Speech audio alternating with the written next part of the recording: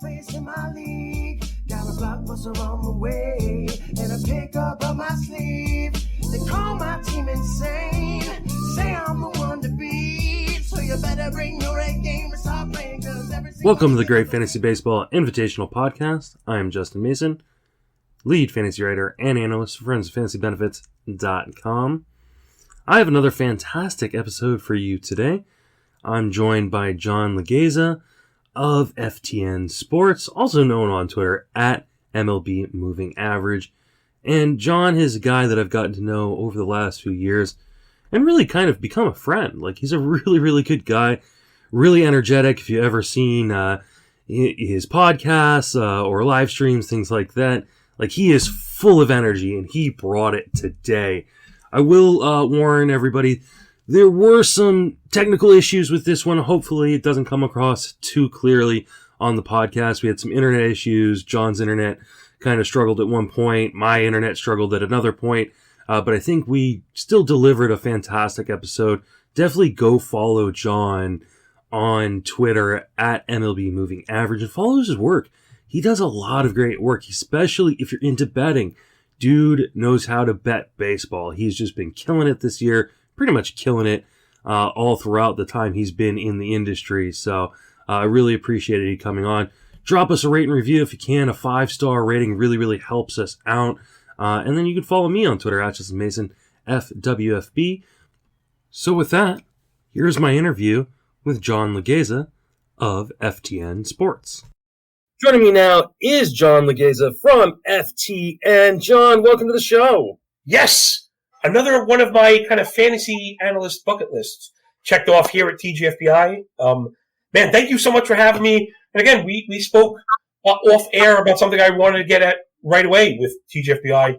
And the first is to thank you for the incredible amount of work that you put in for this. It really is. I think whatever amount X that people project the amount of work is, it's at least triple that. And what I said to you, again, with people that don't know, Justin and I have become kind of friends. I've annoyed him into friendship at some point. And, listen, I love fantasy baseball, but I am a professional handicapper. It takes up a lot of my time. So I do generally focus on draft and holds or best balls, right? That I'm fully into fantasy, but I don't have to manage through the season. And I made an excuse for myself, and that's why I wasn't doing it. I think part of it was the intimidation of TGFBI, NFBC, a new format, all the big people, and then kind of having to be accountable for it. And I spoke to you before about how I wanted to give myself a taste. And I tried my best. I don't know how much good of a job I did, but I tried to amplify everybody in my league. And I had everybody with, let's say, less followers. I mean, not that that really means anything, but everybody, in my league. And I did multiple episodes and just trying to coordinate 2 sets of 5 people or whatever it was incredible. It was incredibly difficult. Try to cross time zones, which is another thing I struggled with in the first place. And I really just had to tip my hat to you, Justin. We were tagging you, and your ears had to be ringing off the hook, third nose. But another thing was I spoke to you about wanting to be more involved this year, and I was, and it's actually translated. My team has been healthy. I'm not making like, hey, I put in effort, that's why I'm top 6. I'm in the top 6 overall.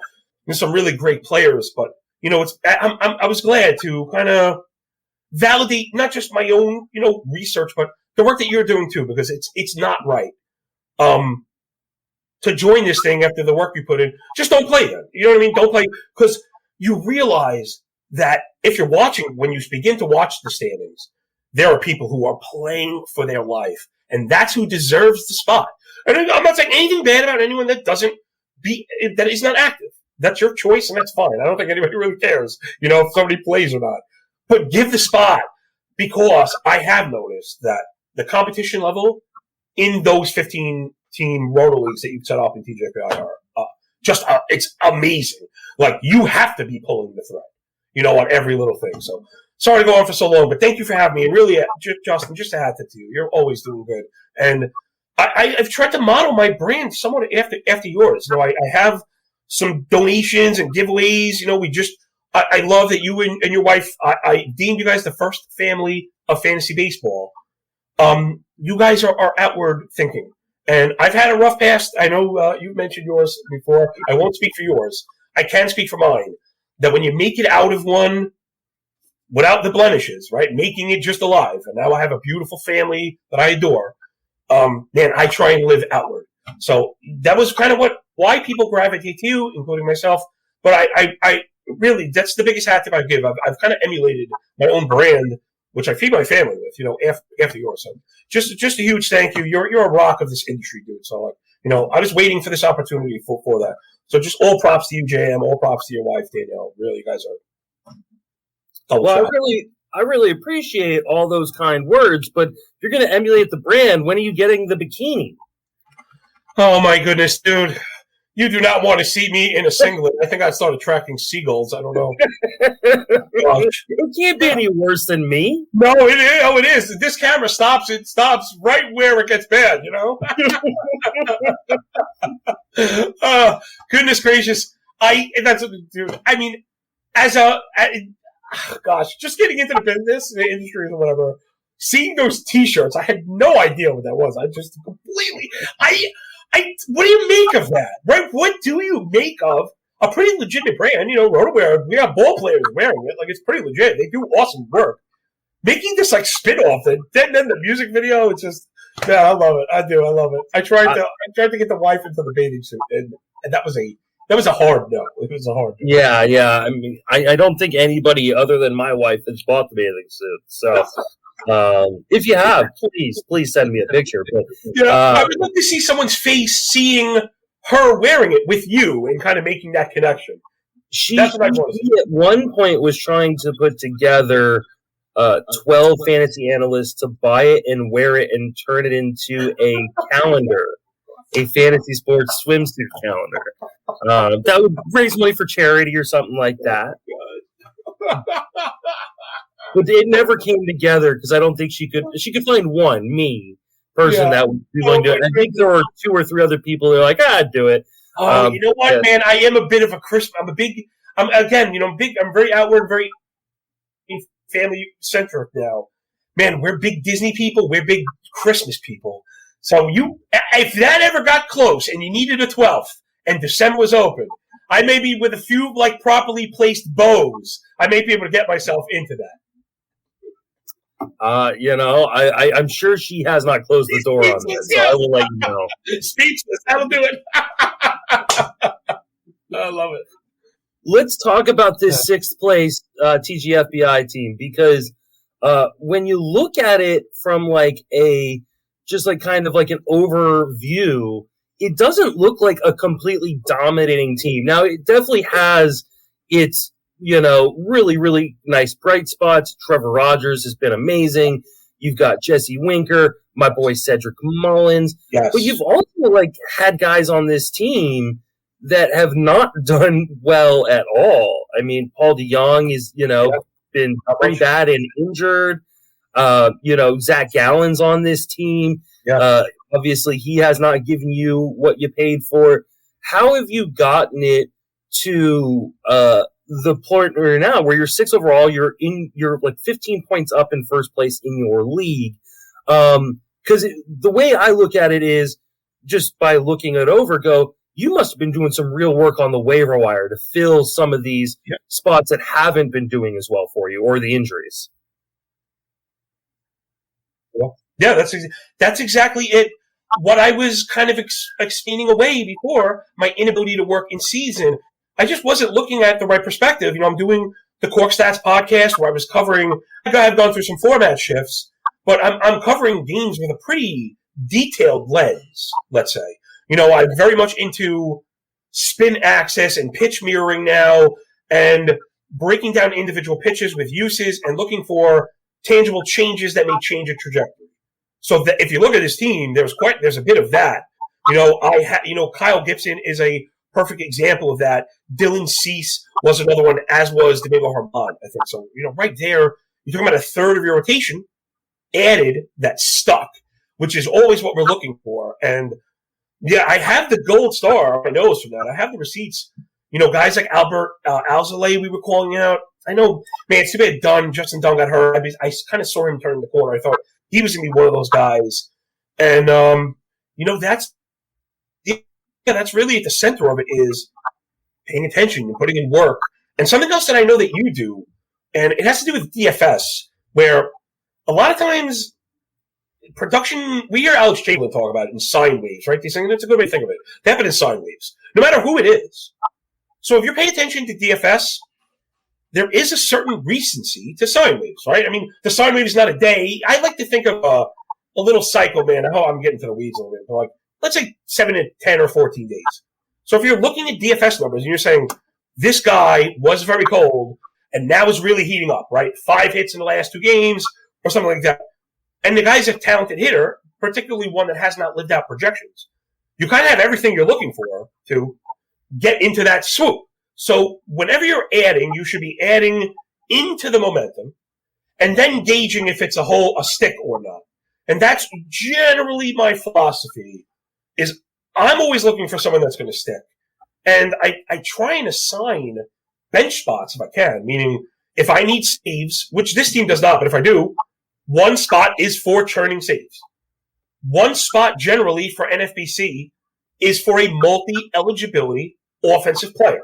This year, that should have been either Jazz Chisholm or Jonathan India. Those are my guys. Right, you want to cross middle and corner if you can. Right, always Justin, right? We're always trying to kind of think downrange because we know there's going to be injuries. I mean, no one knew it was going to be this bad. But being able to reach into your pocket on Friday with a middle or a corner every week has been invaluable. So I think going forward, that should be a must. You know, you're looking for the best possible middle corner combo outside of round 22, you know, and make it a priority to get that person, right? That's going to play, of course. And yeah, a lot of that's been that the key is roster construction kind of being strict. And then, being on top of the pitching moves, man, that's really it. Listen, you got to be lucky to be healthy, you know. But again, I've made some tough decisions, and you pointed that out.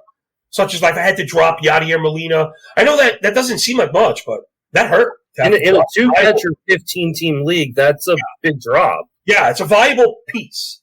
But and there were probably pieces that I think other people would have said they may have prioritized it first. But again, I really am very procedural. And to me, that's at the center of me, to my approach. And again, I think it comes from the trading background probably a little bit. I really don't have much of an attachment to any of these player shares. They mean very little to me.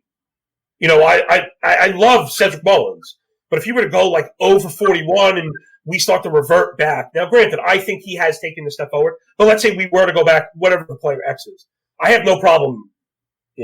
If I wrote him up, he was my player of the year, like that stuff. I think people get caught up into that. They feel a dedication almost, a loyalty that. I think that's really true, and I think that's something I struggle with, right? Like, these are my guys. Yeah, my guys. I identified them. I believe in them.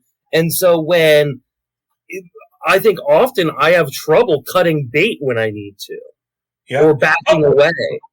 So, like, how do you compartmentalize that for yourself? Okay, for me, it's pretty strict. It's generally predetermined also. Again, something that I have brought from Wall Street, which really transcends even fantasy baseball, reaches out into your real life. And it's trying your very best to be proactive and not reactive. Because when you're reactive, that's when all those other things come into it. Trust me, I'm not saying that I'm devoid of emotion. It's just the opposite. I, in fact, built these objective measures because I'm so emotional. And I make huge mistakes, like most people do. So it's not, Justin, I think it's less about like why I cut the player, like what makes me cut him, because it's already determined. Meaning, most players I've said coming in, and it's depending on sample size, which is why I'm generally averse to drafting rookies, because, and it comes to the confidence I mentioned, if I believe in the players that I've analyzed, and it's over years and years, I'm not cutting bait. I'm sticking with it most likely. You know what I mean? Like something tragic would have to happen. Pretty much an injury. New players, it becomes very easy for me. What has to go south? Generally discipline.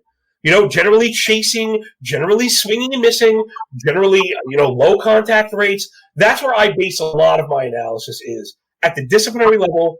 Because again, I quote Alex, he's like my spirit animal. We talk about inputs instead of outputs. So to me, that's like the ultimate input. before the ball's even in play. Well, I guess theoretically it's in play, but before it's in play, like the batted ball has happened. What does the batter do with the balls he's given?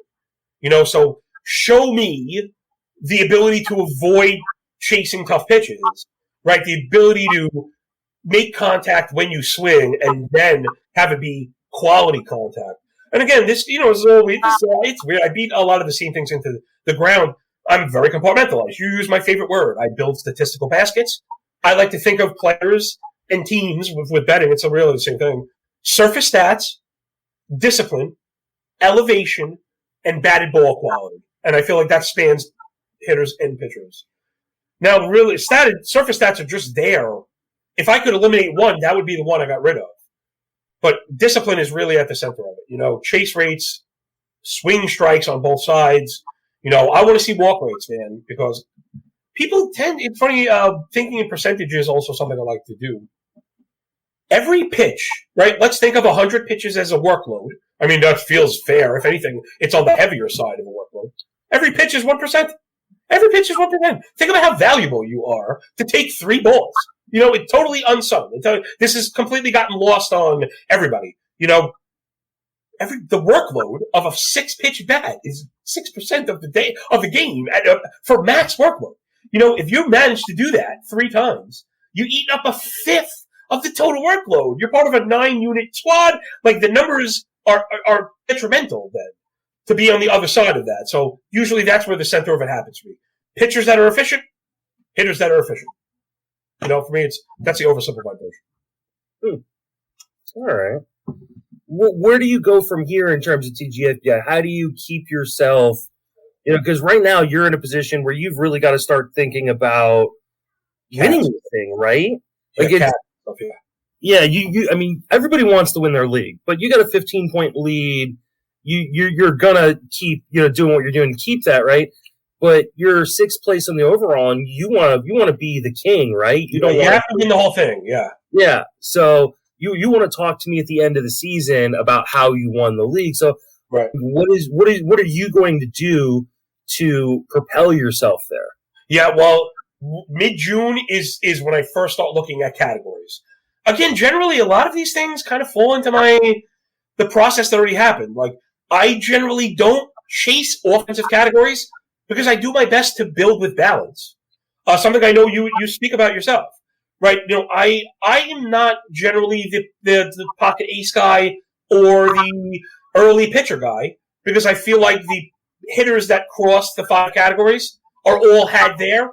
To me, those are the hardest to find because I feel like pitching is the easiest to find. Every year there are just tons of impactful pickups and late round picks. Plus those are the easiest to churn. Rookies, call-ups, injuries, and rotations. It's just, if you're paying attention, there's a lot of pitching to be had. So it's category-based right now, but it began with building from balance that hopefully I don't need to say, oh, man, I need this, I need that. But trust me, I will be looking at standings and thinking about that.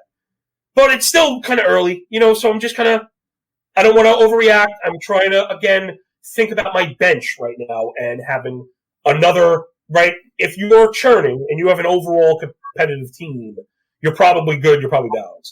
So now it's about trying to have an extra reliever on the bench, trying to have a speed source on the bench, trying to have an outfielder on the bench, and trying to have a multiple eligibility infielder on the bench. Now that's enough to keep you busy, right, for the next couple of weeks until someone else gets hurt. So that's what I'm in the means of doing right now. I picked up Mackenzie Gore, right, thinking about high upside wins, perhaps. I'm not a big Gore believer. I'm not. I'm not. I'm not sure if there's anything there. I feel like I worry about these highly touted guys that we don't see immediately because to me that says something's wrong. Justin, if you're bragging to me about the Ferrari you brought, but you won't show it to me, the really hot girlfriend you're dating, but no one gets to see her, eventually we begin to worry about George Glass, right? We begin to we think, where is this thing? Well, I'm polishing it again. Dude, you didn't drive it. You haven't driven it yet. Let's drive. Riding one cars we can drive, I think. So I'm very pragmatic. You can kind of see my process is very out there. I'm very pragmatic, right? I'm very conservative, and it's very much about opportunities, plate appearances for me, things like that. Absolutely. Let's talk about you. So when did you start following baseball? Were you like always a baseball kid? Like you grew up with it? Yeah, it's in the blood. It's in the. I'm very proud of this now. I didn't think it was that cool when I was younger that my grandparents, particularly my great aunt, so like, before she passed away, she was in her 80s, like watching every baseball game, which is pretty cool. Like I had knew one of those old ladies. If she could, she probably would have been the one that went to the ballpark every day. But she watched every Met game. And it's funny because I have the Yankee stuff on, and there's even baseball history to that in my family where we had a schism. It didn't turn into, there's no fighting or anything, but it turned into the healthy family schism back in the 50s, which shows you how far back my family's kind of rooted in baseball in New York. That everybody, right, the Dodgers left, the Giants left, and then you had some disenfranchised fans that were split. So my family split. You had some people that said, we need baseball. The Yankees didn't leave us. They're the true New Yorkers. They showed us their mettle. They wouldn't sell out. So we're going to root for them. And then you had other half that said, whoa, I can't root for the Yankees. You can't root for the Yankees. They'd rather not watch baseball. And that's what we had, was half of my family didn't watch baseball between 58 and 62 when I believe the Giants – man, I used to be much better at the baseball history before recently, but I think it was between 58 and 62. There was a blackout gap where they didn't watch and they just didn't watch baseball at all. And then the Mets came, and if people don't know, right, the Mets blue and orange is for the Dodgers blue and the Giants orange. That amalgamation is the Mets, and boom, the other half kind of went on the Mets train, and so we ended up with like hardcore Met and hardcore Yankee sects in my house. So yeah, it's always been that. My dad was a Stratomatic player back to the 70s. Oh, wow. So, he was also, I don't know if you've seen on Twitter, I just put out a couple of photos. He was a baseball card collector back in the 70s. And he heard me talking about baseball cards because now I got back into it. And I'm like, yeah, Dad, I can't believe it. I was like, I saw a Ricky Henderson rookie card sold for $130,000. He looks at me and he goes, I got 2 of those in the bedroom. And I was like, shut up. I was like, he's getting older. I was like, yeah, Dad, I've got 2 also. I've got 4. And he went and he pulled out 2 Ricky Henderson rookie cards, 3 Reggie Jackson rookie cards, Mickey Mantle cards, and Hank Aaron's. I mean, just like, dude, cards that were blowing my mind. Cards that blew my mind. I was like, I couldn't believe it. Thurman Munson rookie card, Tom Seaver rookie, Nolan Ryan stuff.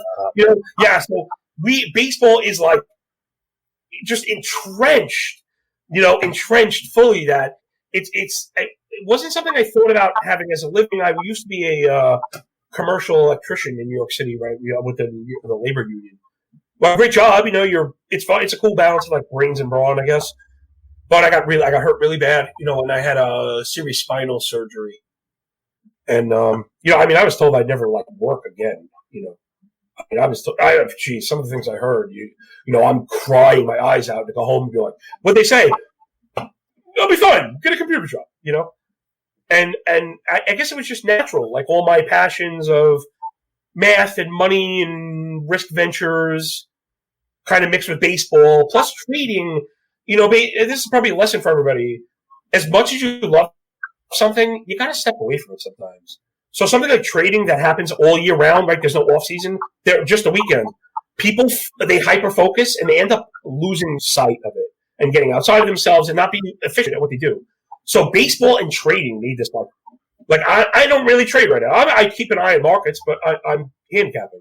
And then when baseball ends, I go back to it and go, oh, my other love. And what happened? Oh, okay, let me get down. And it's like fresh. And then baseball happens. I'm like, yeah, baseball, So then I guess it was natural what I'm getting at, that I went back to something that it came natural to me, that I have a deep love for. I hope it shows in the work I do. I mean, I really love this stuff, man. I really love it. It was kind of crazy to feel like I ended up on, I'm one of the ball guys now. I'm one of the guys, talking about the ball. I didn't know, to me, because this is my life, the ball changing and the impact it's had is so important. I mean, it's at the center of why I've been so successful in handicapping this year. A lot of bettors have folded up their little suitcase and they've left. because they can't figure. They're waiting for the warm weather. What happened? They're waiting for the home runs. They're not coming everywhere. They're not coming. Not this year, at least, unless we change the ball. So, and passion is always going to be the driving force. Again, dude, a lot of this is going to come back to you. Things I've heard you talk about that, you love it, because I remember somebody was giving you a hard time about all the recording you do, all the work you do, which is fun. Probably my wife, yeah. Yeah, well, maybe it might have been. If it was funny, it was her. And your thing was like, what do you mean? Like, this is, like, it's passion. You know what I mean? Like, I couldn't, not only is it not forced, I think you were saying something to the effect of, like, you couldn't stop it if you wanted to. Yeah. That's how I feel about me. Like, I feel like a fount right now. Like, the hydrant's blown open. And, like, if you don't want to get wet, just kind of go behind. You know what I mean? Like, we're beyond the point of trying to put, like, a plate over this thing now. You know what I mean? It's happening. So I keep the lights on with this stuff. So now all of it is just feeding off each other. The TGFBI success is feeding off the work I do every day for the podcast and being, focused and up every single day. Dude, the load of 15 games on Wednesday, then all that work you did, like a sand, you do the long and short, you do this work that kind of washes away. And if you don't have a true love for it, you can't get up and do it every day well. You can't. I truly believe that. Because there are times I see 14 games, and you're like, it's so much work that if it's not a lead or a love, the content suffers and then it shows. Man, it's been, I appreciate you really talking about this stuff. It's a lot. This is like the us behind the us that people don't really see. Yeah. And I think that's one of the things, like, it can be, if it tends to become a grind, you have to reevaluate. And that's something like I did this year. Like, I got to a point where I was so busy. I put so much on my plate that I wasn't having as much fun. And I had to sit down and go, you know what, maybe I need to reevaluate what I'm doing and how I'm doing it so I get back to having fun. And I did that, and I think that's working for me. Because, yeah, I mean, if you're not enjoying doing this, like giving analysis and covering all this, covering all the aspects of baseball and, like you said, 14 games a night after night can, like, really wear you down. Down, yes, sir. And so if you don't have that way to recharge, if you don't have that enjoyment factor, I think you're going to burn out. And so for me, I know, like myself, like I did have to, like, take a step back and reevaluate this year and go, am I killing myself, or am I, like, doing something I love? Because those two things shouldn't be necessarily in the same sentence. Do you take a day off every week, Justin, out of curiosity? Because I feel like every time I look up, you're working. I do. But do you take a day off? I take Wednesday nights off, and I take Friday nights off. Okay, good. I'm glad to hear. Because, again, you were about Friday night, I know, is game night, right? And that's why you take off. Right? Yeah, it's family game night. I know. Wednesday night is date night. Okay, great. And so, like, because I have definitely in the 6 years I've been doing this, I've definitely had moments where my wife has been like, "Hey, listen, I know you're becoming successful. I know you're enjoying this, but your kids don't know who you are anymore when you walk into the house." And that's a problem for me, because I'm a recovering alcoholic, I'm a recovering drug addict.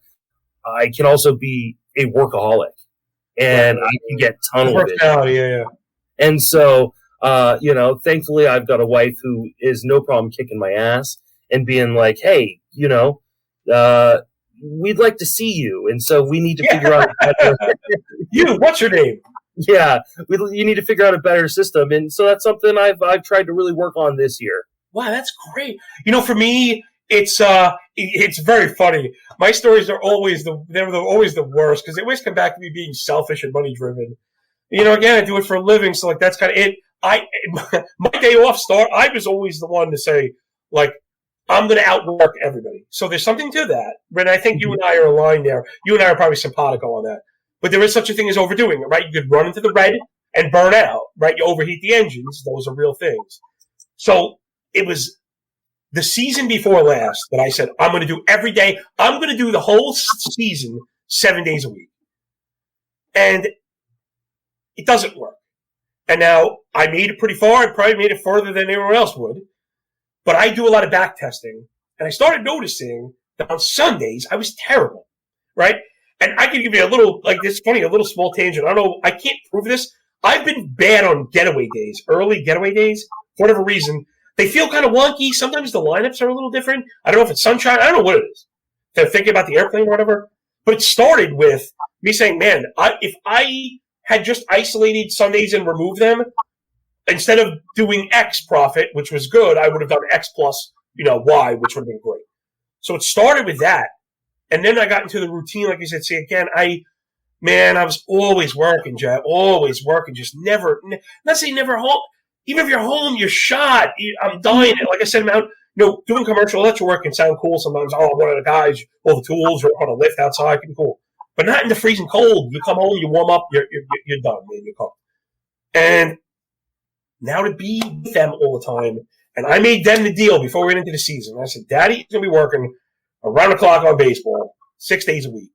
And when I wrap up on Saturday, Saturday night into Sunday, that's all yours. And I challenged my wife and my 5-year-old daughter to come up with an activity every single Sunday. I said, you name it, as long as it's within a 3-hour driving radius, you got it. That I could, we could do it in one day. And since the season started, every Sunday I've had pictures from aquariums and zoos and farms and markets and fairs and you name it. Right now we are on it. And it doesn't have to be family. This is something I talk about on my show, Cork Stats. For me, I happen to fill the hole with my family. But for someone else, it might be drawing or writing or art. You know what I mean? It really could be anything. I don't want it. That's the thing. Because I had somebody come at me and man, again, sometimes even when you talk about the most wholesome stuff, you don't realize how you may be affecting somebody. And I kind of hurt somebody's feelings with that. Not intentionally, and I don't think they took it that way, but it was, well, what would you say to the person that's all alone? You're talking about family and kids and this.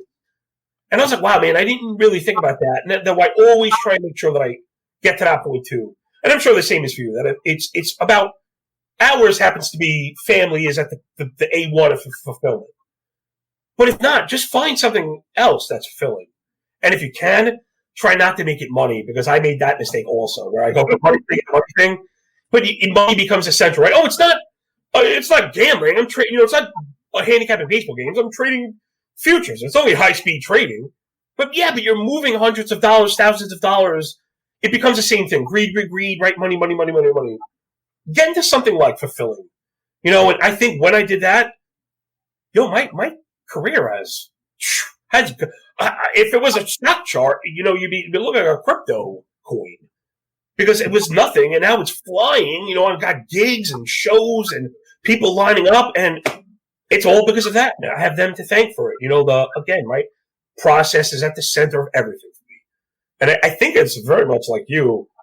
I mean well, but if you let the dog off the leash too long, I just leave a mess in my wake, bro. Meaning to do well, like trying to get that bone and bring it back to you and make you all happy. I've knocked over 6 dishes in a vase, and that's just my style. Yeah, so I have to.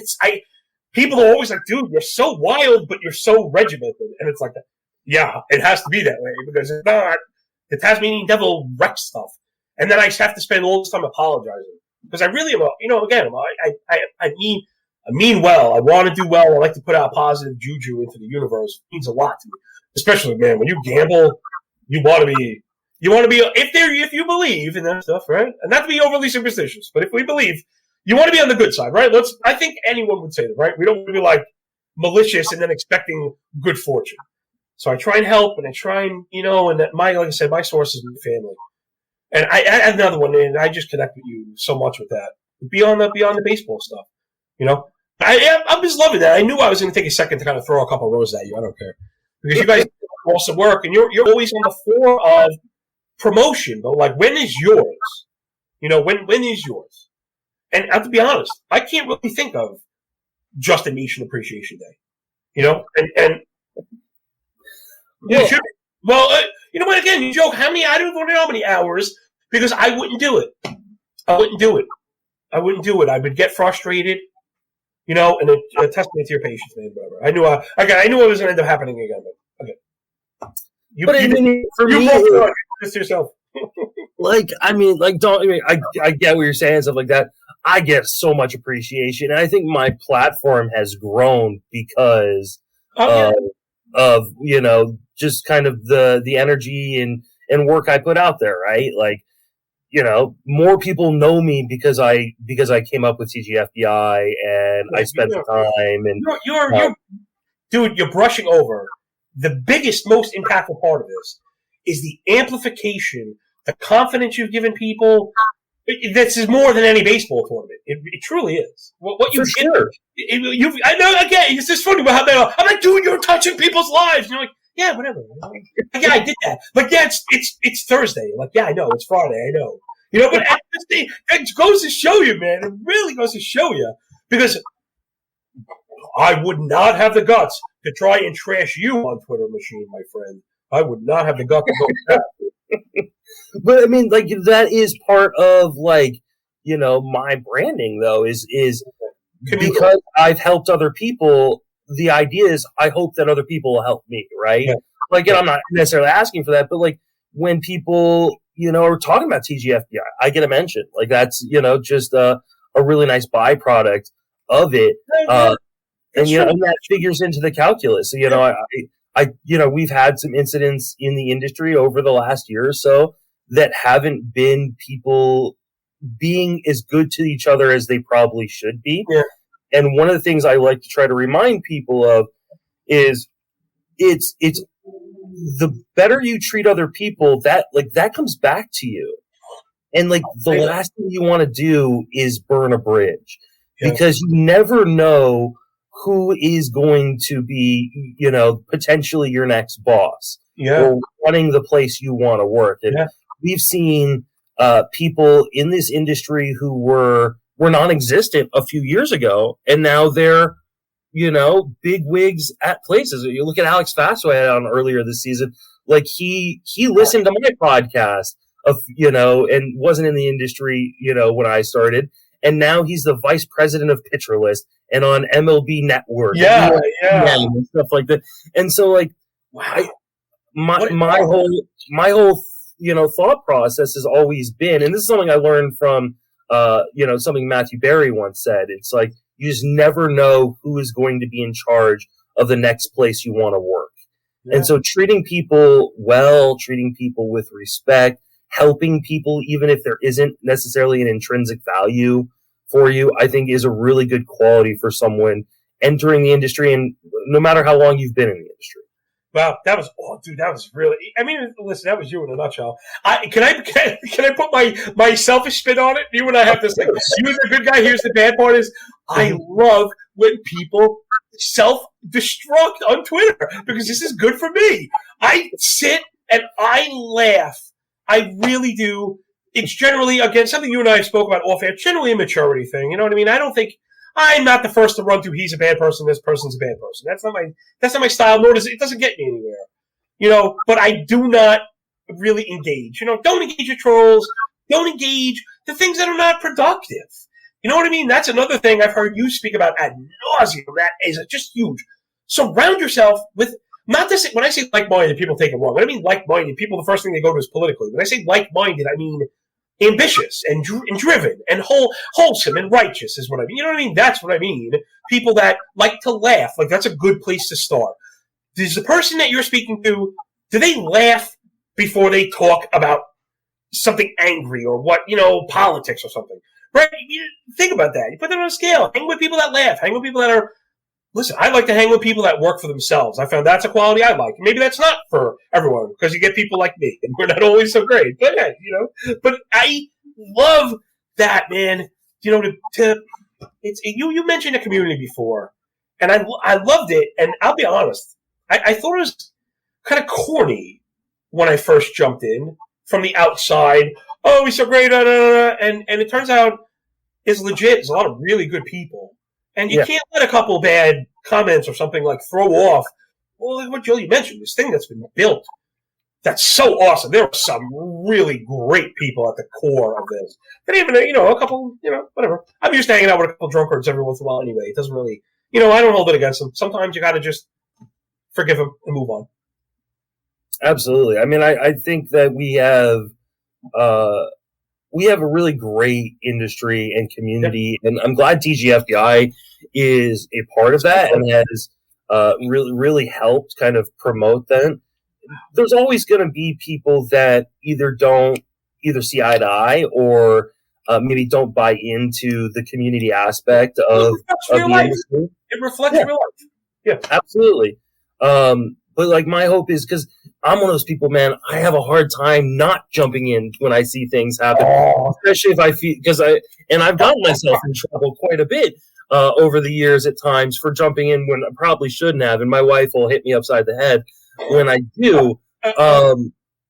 But sometimes I just can't help myself when I feel like, there's an injustice going on of some sort. I've been very good behaving myself. I've been very good. But that being said, like, I think 99% of the people in the industry have really good intentions. Yeah. And sometimes there are conflicts because people just don't intend to see things the same way as others. How about back on the baseball track a little bit? Speaking about the I was wondering what you thought about, and put me back in my place. I sometimes am known to jump the shark a bit. No, I feel like this kind of Twitter fantasy baseball analyst community sphere, dude, is making an impact on the real baseball game, like impacting Major League Baseball. We have a couple people be elevated to squads. We've also seen the things we're talking about get mentioned on broadcasts. I actually had mine. Now, again, I figured I wouldn't get any kind of credit. Not that that would be at the center of it. But I did put out a thread about the ball because it was frustrating me. I did a quick study where I compared this year to last year, the first 57,000 plate appearances, whatever it was at the time. And I ended up getting a little bit of validation from, like, Dr. Meredith Wells commented on it, and she's the astrophysicist that dissected the ball in 2019. So she's, like, objectively brilliant, not, completely out of my league, and validated the work that I was doing. And then a little bit after that, I had the guys at the Yankee broadcast all follow me on Twitter, and they don't really follow many people. And they're talking about this stuff. I was just saying that I think our sphere on Twitter, the fantasy baseball analysts, have started to leave a footprint on the real game. We've seen a couple of guys get picked up and elevated to real teams, and just some of the stuff we've spoke about be mentioned on broadcast and getting picked up by guys. I had all the guys at the Yankees broadcast follow me on Twitter, and they don't follow anybody. Michael Kay is one of those. He has 300 follows and 400,000 followers. That after I put the tweet about the ball tracking the barrels, and Meredith Wills actually jumped in on it. She was the astrophysicist that dissected the ball in 2019. So she validated the work I did. She said the work I did, it was in line with her results. And I'm the one, I'm like, oh God, she's obviously brilliant. But it was cool. But that's what I mean is no one, I'm just a dude, right? And we're all just kind of guys. And before I even worked at The Athletic or worked at FTN, I was just an anonymous handle. And I got hired off of Twitter. So there's another lesson for people. Like, you can just, I don't wait for people to tell me to do stuff. I just do it. And if you focus and work hard enough and put your quality content at the center of it, you can kind of get elevated too. And now look, like I'm in contact with people that are in the game itself, which is amazing. It's amazing. It's amazing. So our sphere, I'm trying not, there's been a lot of focus on some of the negative, which I get, right? It's always fun to talk about bad stuff, kind of, especially at the time when it hits. It's hot news or whatever. But there's so much positive going on, man. Some of the work that some of these guys are doing. I've been telling people to, like, suck up Chamberlain's leaderboard. That's a third mention. Suck up that leaderboard before he gets hired and this thing is gone. Because he's doing this, like, incomparable work for us. And guess what? I get news for you. If you're looking to sort Savant data by date, good luck with that. Good luck with that. So he's going to go somewhere. Most likely, right? Connor already went somewhere. That was only a matter of time. Yeah. Only a matter of time. So believe it or not, a few of these guys, I don't want to call people up. There's a few people that we know are going to be elevated. So the community, what we're into, we're on to something.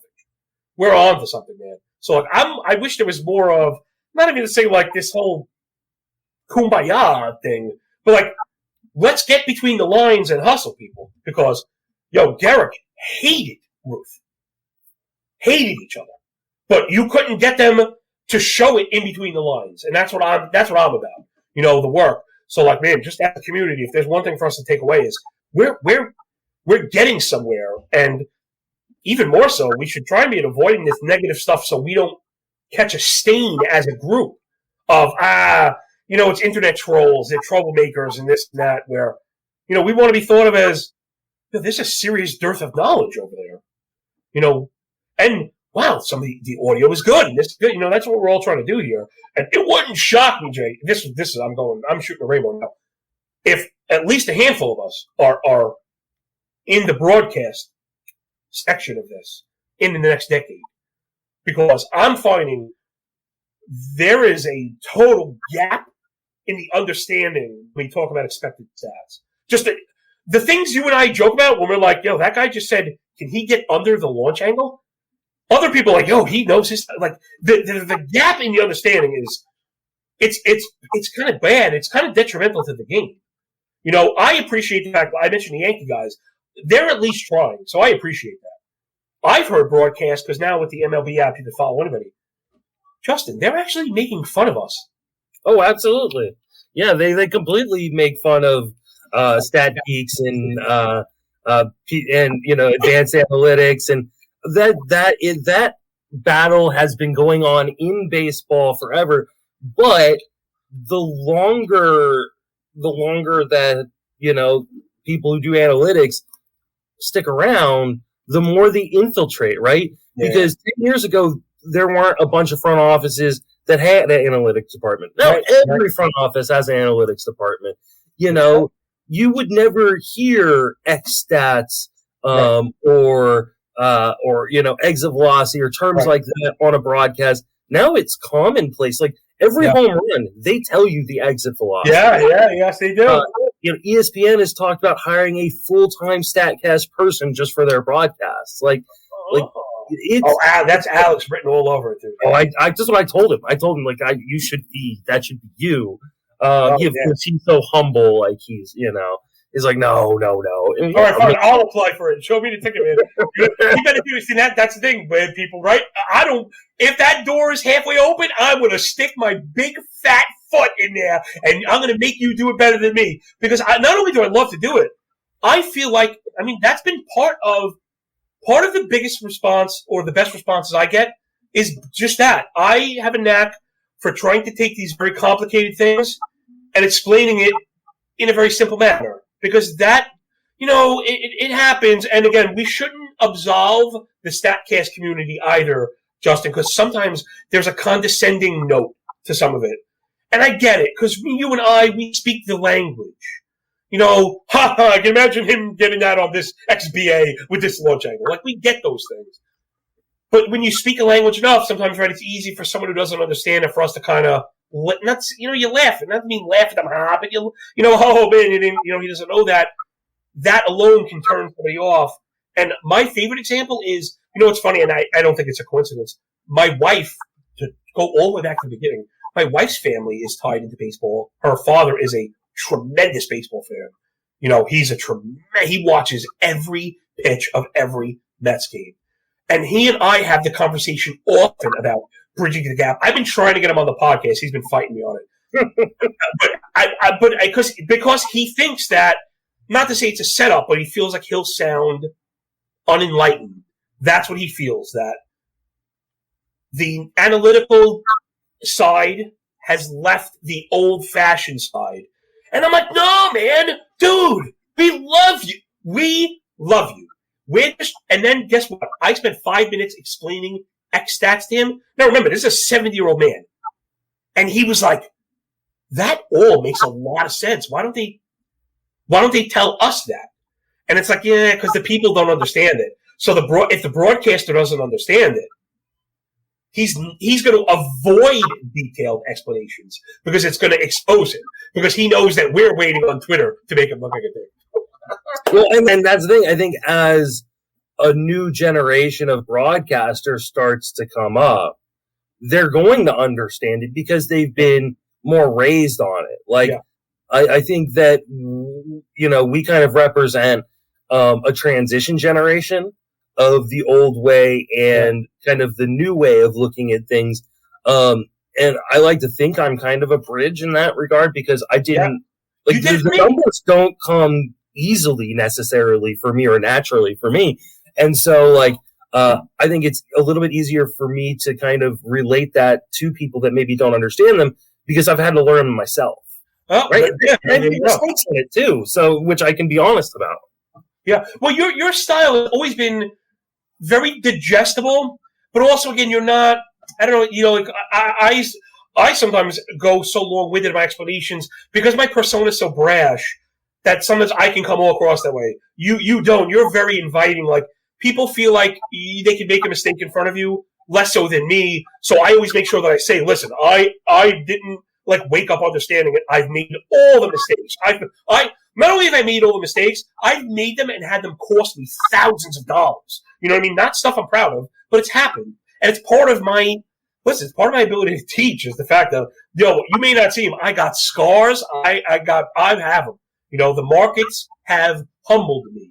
And that's also why I don't, again, you listen to my work. I don't tell you what's going to happen ever. We just try and put ourselves in the best position to succeed and then let that play out, right? And that's the best we can do. Whereas some people, this is going to happen. That, I don't do any of that. Man, we can't, I can't predict the future. I can't do it. I wish I could, man.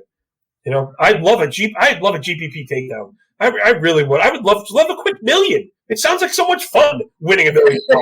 I want to do that, and I can't seem to do it. You think about how many people play, and never get it. It's a rough game. That's another one too. You have to really, really appreciate, the work. Again, central focuses of a lot of our work, Justin.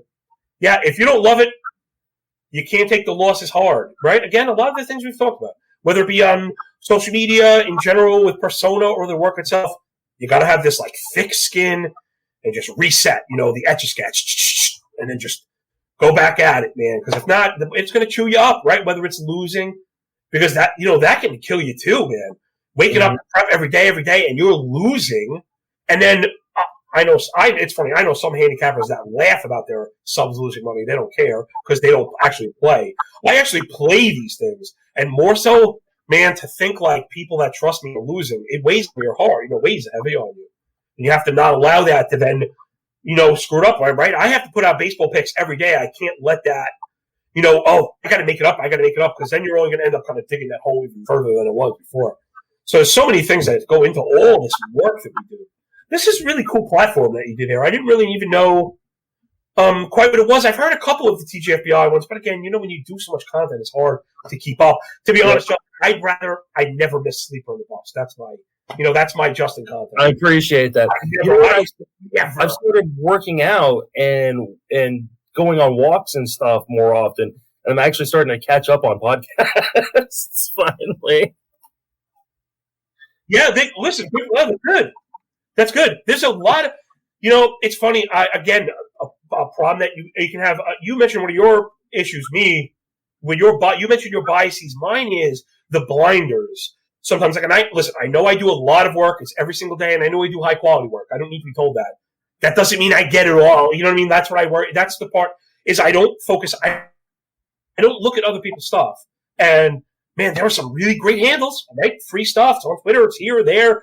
Your site is great. I love Colin. I just love Colin's work. I've always been a fan of his stuff. I was mad when he was gone for that little bit. I missed him because Hypercade Lario was doing it, man, and I have nobody to celebrate.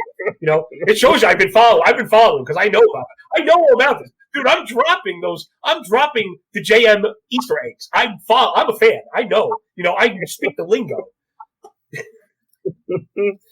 Before I let you out of here, I told you, bro. I love it.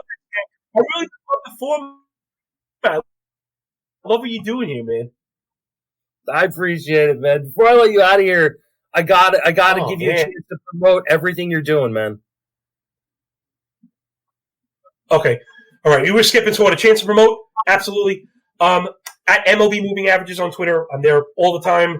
It's the best place to get at me. I've been trying to drop daily advanced power metric boards, along with I've been doing free plays. If you're into betting, we hit 3 nights in a row. So, hey, man, free stuff is cool. My mom said if it's free, it's for me. And then at FTN, FTN betting and FTN bets, FTN daily, FTN fantasy. We're really kind of rocking the clock. I hate doing the whole Barry Horowitz thing, but I'm a fount. I really am a fount of information. Meaning, if you're not following it all and you just start following my stuff, you're going to be in a better position every day than you were before. Just as I'm doing so much of this damn work, man. I mean, I am crushing these stats, my man. That is my thing. I can't. There's no right objective fact. There's objective fact. I am crushing these stats, and the last thing I want to leave people with is rest of season 2021. Ignore the barrel. Focus on the blast. Okay, get the blast data. Because of the ball, we've seen a spike in EV, but the raise in the seams has increased velocity, which has increased drag, which has reduced production. So though we've seen a 4% spike in barrel rate, we've seen an 11.5% drop in home run per fly ball. Where we've seen a 6% spike in hard hit rate via StatCast, remember, raw metric, 95 miles an hour. We've seen a decrease in hard hit on Fangraphs by 6%, again, determined by Baseball Information Solutions and a person.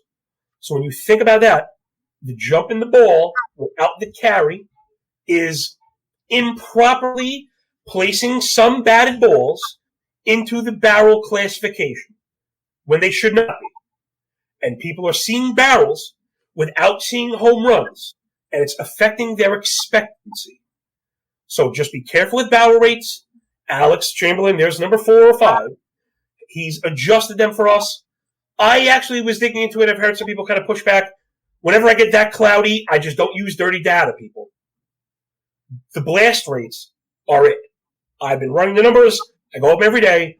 You're looking for your solution. Again, a blast is the ideal subset of barrels.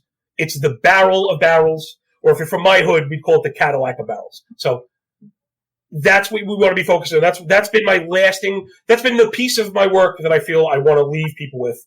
If they can use one thing going forward, I think a lot of your questions about X stats and expectancy, the missing piece is that barrel rates are improperly being calculated. And it's tough because the measurement is correct, meaning the exit velocity is up. So the tool is proper, it's calibrated. The problem is the effect of that ball. Remember, right? EV is the point of contact. We let it go after that. So, a bowling ball could come off the bat at 115 miles an hour, but it won't carry the way a baseball will, right, people? So EV is a blanket statement about speed. It's done there. The description ends there. We assume intuitively EV equals production because of studies like Craig Edwards has done. I dropped Fangraphs without Alex for once. That we have a direct relationship between exit velocity and slugging, which is why EV is good. High EV good, low EV bad. But the problem now is we're getting more high EV, but it's not all necessarily good. So some of the cavemen have been confused. This caveman has not, luckily, and it's at the center of my success this year. Just putting it out there. The reason why I have been so incredibly successful betting is because of that. The public now uses X stats. So as these things become legal and more people are allowed to be involved in this market, they're using bad data and skewing prices and expectancies. Thank you, Justin, for the platform. You are the man. I appreciate you and your wife. Holler at Danielle, who is awesome, man. I would love to see her wife and my wife together because, again, my wife married me, so she can't be too much of a wallflower, right? She's used to it. So I think your wife could get the very best out of her because, again, if I'm a 10, my wife's a 1. But Justin, thank you, bro. I can't thank you enough. You're a friend, man. I hit you up on the side. I really do appreciate you. And if you need me for anything, I am here for you, Home Slice. Dude, try me. Try me. I'm serious. Try me. I'll shock you to things I do for you. Hey, when we come out for Tout Wars, we're all getting together. We'll go out and take some. Let me find out there's something happening in New York with a little bit of prep time. I am going to look to throw an absolute freaking bash. I am going to look to just go ham on this because I'll be there for Tout Wars in March. I have a lot of people that I have a big thank you for that help get me going, that giving out their free information, right? That help me move forward. I got some thank yous to fulfill. Let me know. Well, I'm looking forward to it. Before we wrap it up, I always have my guests answer one last question, and that is, if someone is listening going, I want to be like John, I want to do what John does, what would be the one piece of advice you give to them? Sleep faster. Sleep faster. Okay? If I work while you sleep, I don't even have to be that efficient to catch up.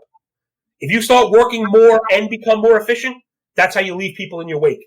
And to be honest, if you're going to keep up with me, that's the key to it. I'm working hard. At 5 a.m. every day, I am up. When I say that on my podcast, I'm not kidding. Death, taxes, bears making duty in the woods, and me up before the crack of dawn. You can't be lazy, people. You got to get up and you got to start you got to start hacking away at that tree. That's the only way it's going to come down. Sleep faster. I think that is a really good piece of advice. I've said it before. I think the first 5 years of me working in this industry, I slept about 2 or 3 hours a night. And wow, that's on that would be on the low end of a suggestion. But I was getting more at I need 9 hours. You will be left behind, even as an extremely talented individual, because people now kind of take that as like talent can't carry them. It will carry you to a certain point. I feel I'm very talented. I know you are. If I'm not working, I'm going to get left in the wake. Bottom line. Yep, I completely agree. Thank you so much for joining me, John. That will do it for another episode of the Great Fantasy Baseball Invitational Podcast. I really want to thank my guest, John Laghezza from FTN Sports, for joining me. You can follow him on Twitter at MLB Moving Average. Follow all his work over at FTN. And you can follow me on Twitter at Justin Mason FWFB. You can read my work over at Fangraphs, where I write daily, friendsoffantasybenefits.com and TGFBI.com. And you can hear me on this podcast, the Friends of Fantasy Benefits podcast, and the Sleeper and the Bus podcast. For John and myself, thanks for listening. Have a fantastic baseball season. First place in my league, got a blockbuster on the way, and a pickup up my sleeve. They call my team insane, say I'm the one to beat. So you better bring your A game and start playing, cause every single week another win for me. Yo, Commissioner, you can just pay me now. City win first place, then take a bow. Finish on top, I'ma set the standard. Don't believe me, you can check the standings. When I draft, I make smart selections. Got more sleepers than a narcoleptic. Meet your match, kid, my lineup's nasty. It's far-fetched thinking you might catch me. No surprise, I'm taking home the prize. Only time I rest is a playoff bye. Make amazing finds off the waiver wire all day and night. Better stay retired. See me in first, all proud and cozy. Bro, please, I can't even count my trophies. Bragging, even when my bats are slumping, I'ma pack a punch, that track a junkie. I'm the one they don't wanna play. First place in my league, got a blockbuster on the way, and a pickup up my sleeve.